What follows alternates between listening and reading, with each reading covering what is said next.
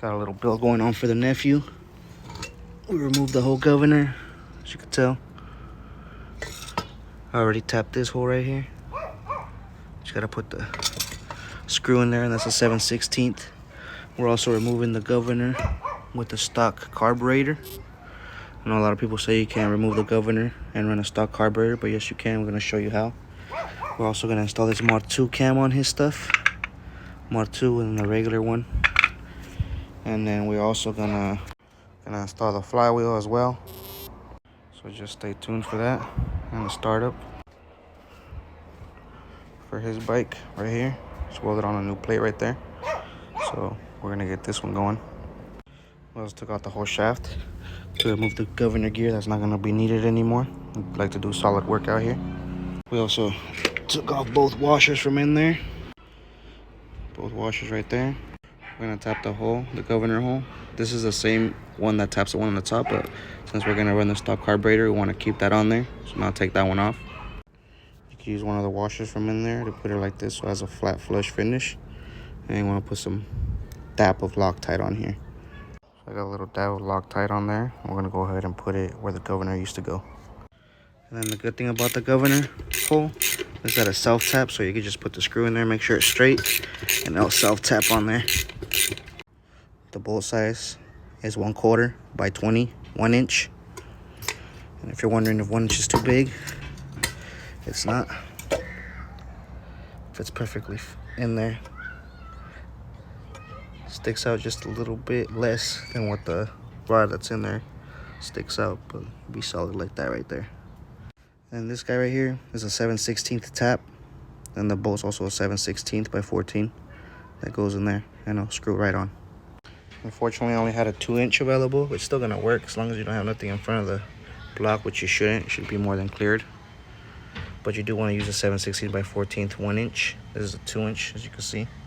It's a little too big, but we had to do it from the inside, and it fits perfectly flush, so it'll do. So we got both those holes tapped, ready to go. And we can start putting everything back together.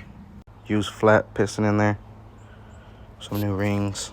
Use a piston compression tool, and then the bottom piece of the hammer. Don't use metal because you know it's bad. Now that the piston's in there and everything clears out the way it's supposed to, now you can start putting everything back together. After everything is done, make sure you line up the dots or your bike will not start. Everything clears, and then we got obviously a billet rod coming in for the little dude. This could only handle so much. It's not too crazy of a build, so it should hang on at least till he gets his rod. But that's what it got so far. Come up with about everything, basically. Lap the flywheel, put on the head, took off the governor. We're gonna shave that bolt down so it doesn't look as ugly. Add some oil, put the stock carburetor on there, and do the little setup so you guys know how to do it. So this is basically the technique on how to do it with a stock carburetor.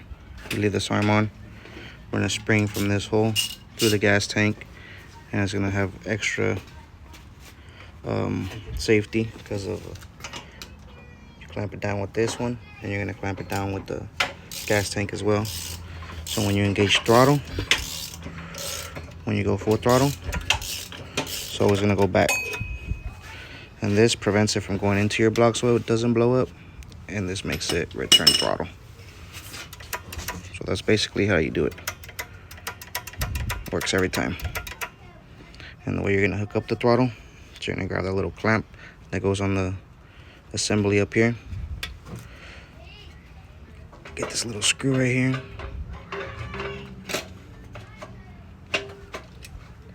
And you're gonna run the clamp through this screw, clamp it down right here, and it's gonna hold down your throttle. So when you pull it, it goes. And you're gonna shove your throttle through this hole right here. You're gonna tie a knot and use a zip tie, and it won't go anywhere. And that's how you do that. And we'll get it started for you in a minute. So everything's all good, ready to go. Got this hooked up. Returns perfectly. Gonna add some gas and start it up for the first go. So after everything is set up and done,